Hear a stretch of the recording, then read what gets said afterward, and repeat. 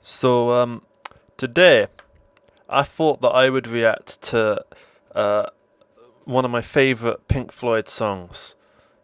Uh, it's on one of their last albums, one of their later albums in the David Gilmour era, on the album The Division Bell. It's a quite good album. I actually much prefer it when it's kind of mixed in with parts of The Endless River, that true final album that was more composed of outtakes and spare parts from instrumentals for the Division Bell. And that's kind of what David Gilmour is best at. He's best at doing instrumentals, because then when you listen to a lot of the lyrics, even the ones that aren't written by his dipshit wife, yeah, he ain't good at it. He's not quite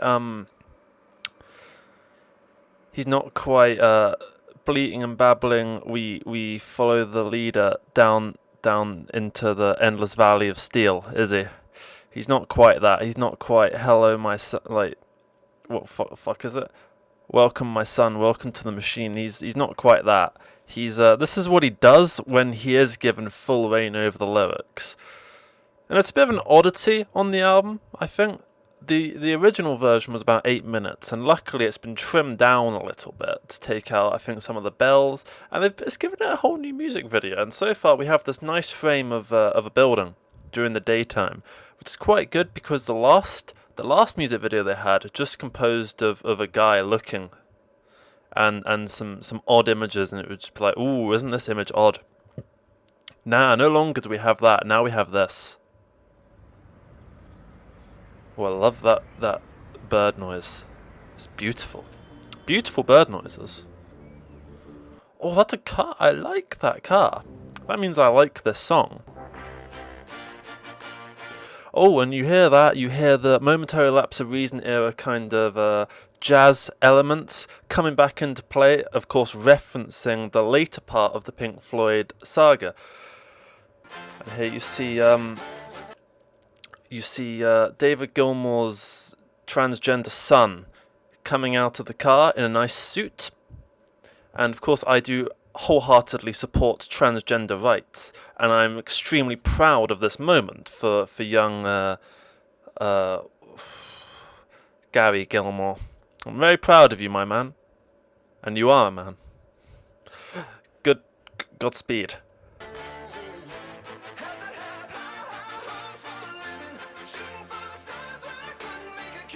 Oh, I do really like that. I can see that David has redone the hook to this, and he's given it more of a current twang.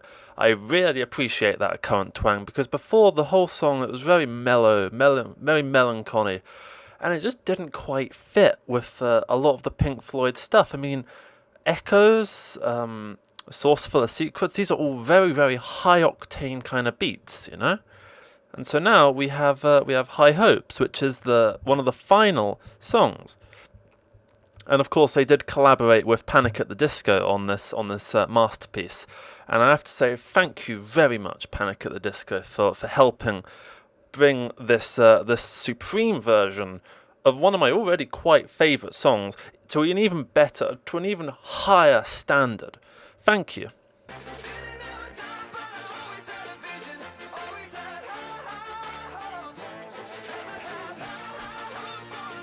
See, I really like the fact that he is directly addressing High Hopes, which is something that wasn't quite done in the original. And they seem to think that it's all because of it's being a bit more subtle, but subtlety is really just an instrument for Roger's gain, you see. It's in reality, subtlety is actually a really dangerous element wielded only by the disgraceful Final Cut creator, Roger Waters, because he wants to use it to sue everybody around them. However, now we're rebelling against that with our absolute just precision strike lyrics, and I really like that. I really appreciate that. Lens flares. Now that's something really interesting about this. It's because it's something that was never used before in Pink Floyd. They never ever used lens flares, partly because the lens flare was only really invented in the year 2006 by creator J.J. Abrams, who of course was a major fan of Wish You Were Here. So it seems only fitting that we're going to flood the video with these lens flares, because obviously, if the creator of lens flares supports Pink Floyd, and of course, Panic at the Disco creators support lens flares, then why wouldn't you use them? It just seems obvious. Retards. Gary Gilmore here looking extremely stoic, proving to the world that he is in fact a man.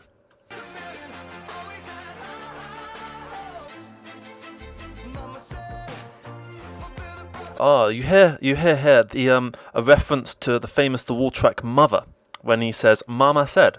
Now this is a direct comparison, of course, coming along with the whole anti-subtlety phase that we are going through with this song, the whole rebellion against subtle lyrics, of course, against Roger, and by doing that, by even referencing directly a Roger Waters song, which was done pretty much entirely by Roger. All the lyrics were done by Roger for pretty much every Pink Floyd song after Sid Barrett left.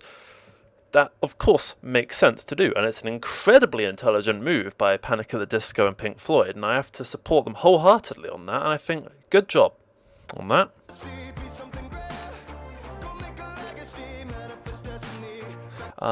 You hear here that his mother said to go make a legacy, which is of course what Roger Waters' mother said when he came to her with the idea of making a psychedelic rock band back in 1964.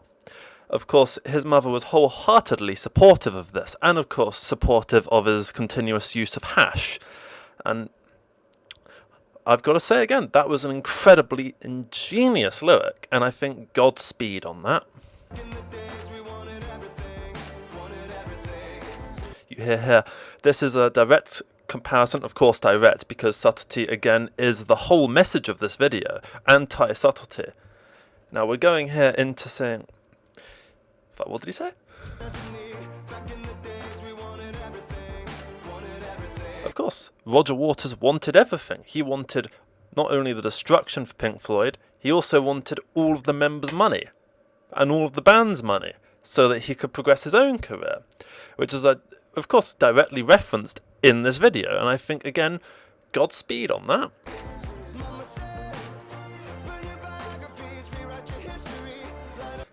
Rewriting history, as Roger Waters did on both the Final Cut and The Wall.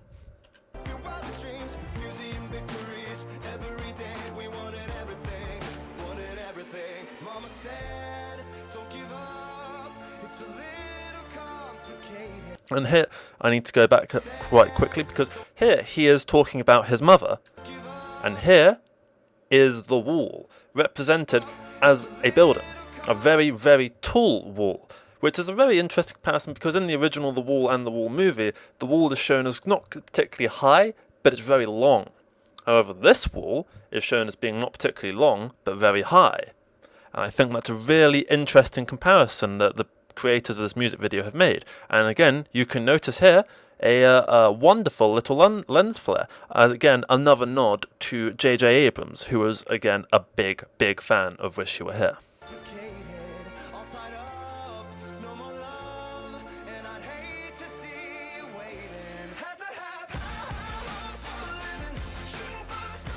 Now here, I'm not too sure what they're going for here. As Gary Gilmore walks up the side of a building, the wall, perhaps it's showing that Gary is making his own journey along the wall, going further and further into his own insanity, which again is a direct parallel to the plot of the classic album. So I think that's a very, very clever idea. Godspeed on that.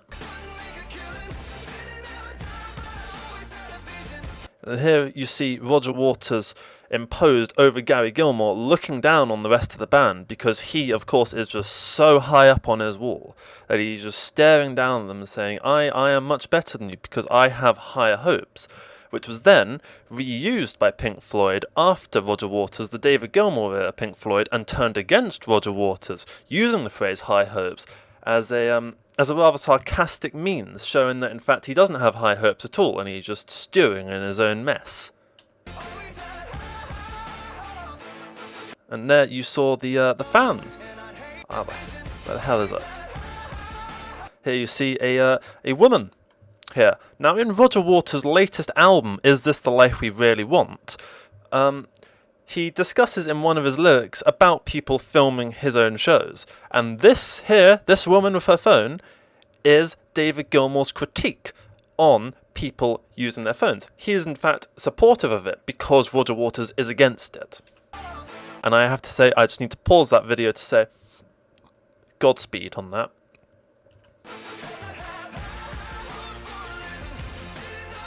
Now you saw there a man that I can't be bothered to turn back to. He was shaking his head at Roger Waters.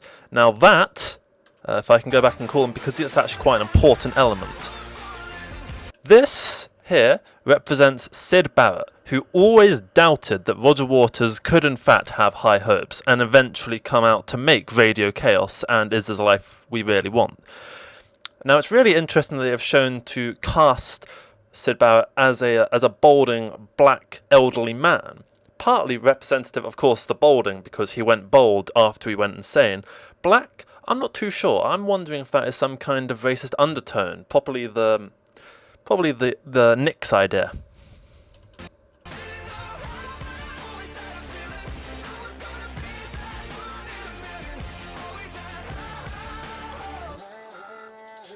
Oh, you heard there. There was a rather grisly voice. Now that is Nick Mason. That was Nick Mason on a One of These Days I'm Going to Cut You Into Little Pieces. It was that voice, the same voice filter, a reference, of course, to Meddle, which of course has the infamous situation. Well, it's not really infamous because no one really cares enough about it. But on the song Saint-Tropez, Roger Waters came up to David Gilmour and said, "You aren't going to do the guitar on that because you're too stupid. I'm going to do the guitar." And in the end, of course, Roger Waters excelled the guitar, and Saint-Tropez instantly became one of Pink Floyd's classic songs, and has been remembered, of course, all the way to this day. Same with Seamus as well, remembered all the way to this day. And of course, here you see Gary Gilmour representing Roger Waters going up the wall, so far above everyone that his own music is just on another level, and that is a critique on people who have such a high ego of themselves that they think their music is on another level of everything else. Because as you can see, the entire background takes up more of the frame than Gary Gilmour representing Roger Waters. Now, I think that's a really clever idea, and you can see, of course, that Gary Gilmour is wearing a suit. Now that represents Hollywood. That represents the music industry particularly. I don't know why I said Hollywood. It represents the CEOs and the execs, and it represents just how greedy these people can come if they suddenly decide that money is more important than art. Just the mere wearing of a suit is a signature of capitalism. And I think that's an incredibly intelligent idea because it is a critique on capitalism as much as it is a critique on Hollywood and on the entertainment industry in general. I think that's an incredibly smart move by Pink Floyd / Panic at the Disco. Of course, the lens flares. Now here you see Polly Sampson looking up at Roger Waters, and you can see on her face that she is absolutely shocked. You can see that she is shocked because Roger Waters here, he willfully waves to her because he is so high on his own lyrics and his own superior writing. So Polly Sampson is staying safe within the wall. Meanwhile, Roger Waters is outside the wall, traversing it, going into new and unfound depths. But it's also a critique on going on and finding these interesting and new ideas. And I think that is an incredibly intelligent idea in and of itself. A whole critique on the wall, inside and out, you could say. And there you saw that Gary Gilmour winked to the camera, showing to all of the alt-right that in fact, I am a man.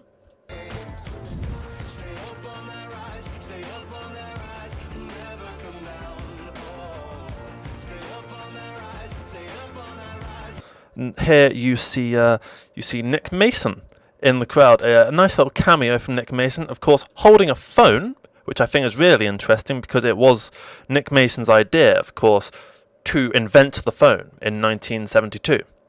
he did invent the mobile phone. And of course, that's a very unknown fact that Nick Mason invented the phone, but he also invented quite a few other things, because you understand that Nick Mason's rather lackluster contributions to Pink Floyd weren't because that he spent more time just reading car magazines, it was because he was spending time inventing the car and inventing the mobile phone. And you can see this woman here is absolutely shocked at what I'm saying, because she just cannot believe that her whole world has been turned upside down by this new information. And Gary Gilmore is also quite shocked at this. That's why he decided to climb up this building in the first place. He just can't take it anymore. And you can see in the background here that there are cranes. Now, these cranes represent the rebuilding of Pink Floyd under the banner Panic at the Disco. You could somewhat say that Panic at the Disco is a continuation of the legacy of Pink Floyd. And I think you can see that within the direct comparisons between High Hopes, the 2018 version, and High Hopes, the 1994 version. And I think that is an incredibly ingenious idea to have cranes in the background.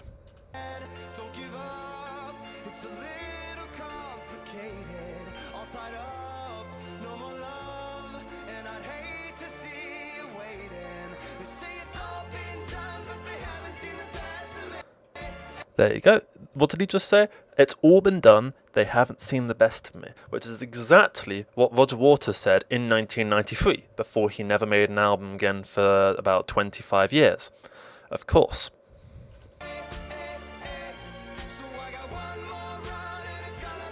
Now you see here, this is a direct critique on people who would film Pink Floyd music videos and people who would try to sneak cameras into Pink Floyd live shows, because you know Pink Floyd didn't like that. That's why there are so few live recordings of Pink Floyd, especially pre-David Gilmour era Pink Floyd, where there is pretty much nothing, and particularly pre, say, Dark Side of the Moon, where there is pretty much nothing from Source Full of Secrets to Obscured by Clouds. There's very little in the way of media for this. Music videos, nothing of the sort, and you never saw them at all. And this man here, with his very, very old-looking camera, might I say, is a direct critique on people who would try, on the direct people who would try to film the Pink Floyd music videos.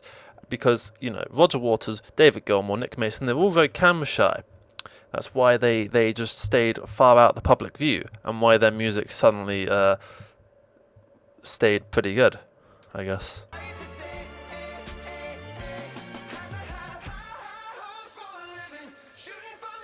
Now you see here, they have made the incredibly wise decision to take out all of the instrumentals and just have the voice echo the direct lyrics, high hopes for a live. Now it's very interesting that they've done this, because it just goes against my my whole situation where I say that it's a direct critique on subtlety, because it is. They've taken out all the other elements so that all you can focus on is the lyrics and just see exactly what this guy is saying. Now I think that is incredibly intelligent, and I give that Godspeed. Now this guy here, he's a bit of a critique on me for making all of these strange theories, and I have to understand where he's coming from. What I'm saying does sound rather far-fetched, that a Panic at the Disco cash grab song in the year 2018. Why am I saying a Panic at the Disco cash grab song as if they're not all cash grab songs? Is somehow related to Pink Floyd and the Nick Mason invented the telephone and the car. Now you're wrong, mate. You're incredibly incorrect. I'm sorry that you have to hear that from me, because as you can see, the angle is looking down on you, because I emphasize God in this sense. I am better than you. Of course.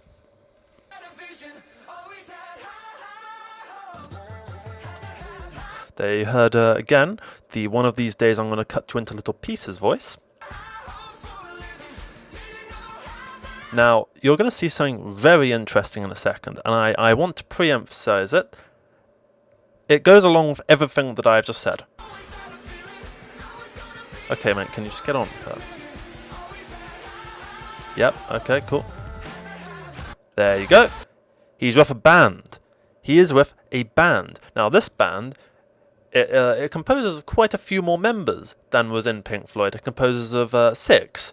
whilst Pink Floyd at their peak only ever had 5 members, and for pretty much their entire career they either had 4 members or 3 members. At the time it was 2 members at the time that this music video came out. And it's very interesting they have chosen 6 people to have here. I think this is a direct critique on David Gilmour himself. He's doing some self-critique, especially on his momentary lapse of reason days when he'd be bringing in session musicians because he didn't actually know how to make music himself. And that is very, very much smartly and unsubtly emphasized in this music video. And I have to say that is incredibly intelligent.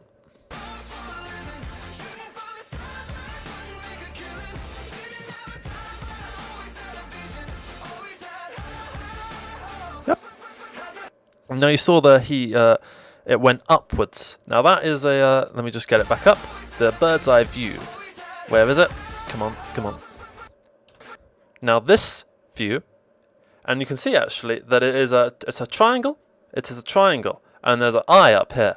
Now this is a show from Roger Waters. Roger Waters has come back into Pink Floyd, and he's now taking a stab at the new members of Pink Floyd, saying that they are actually part of the Illuminati. Because of course they are. They're selling out. They're doing everything that the CEOs tell them to do. They're not doing anything intelligent anymore. Of course they're part of the Illuminati. And so this is a very subtle point made by Roger Waters, who is still interested in subtlety. That's why you see something subtle here, as opposed to the entire rest of the music video. And I think that is an incredibly interesting comparison. The direct comparison between, say, subtlety and unsubtlety. And I think that's an incredibly ingenious idea. And here you see that it's now not even daytime anymore. Now this is probably due to filming issues.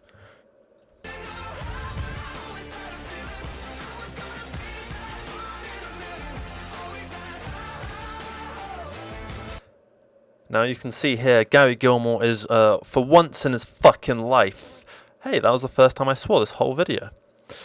That's pretty impressive. Yeah, he isn't smiling. Now that's very interesting, I think. That is incredibly interesting, because this whole time he's been putting on this happy-go-lucky facade for the cameras, for the CEOs, for the execs, for Hollywood, and for the popular masses to bang out at a club. Now that's incredibly interesting that he's decided to not smile for this one frame that I happened to pause on, because it's a direct show that, in fact, he isn't interested in playing their game, and then at sometime soon, he's going to turn around, and the Panic at the Disco are going to return to Pink Floyd, and they're going to make Wish You Were Here 2, Dark Side of the Moon 2, Animals 2, The Wall 2. No, wait, that's Final Cut. He's going to do some good stuff, okay? So, let's just... that's it. Bye, I guess.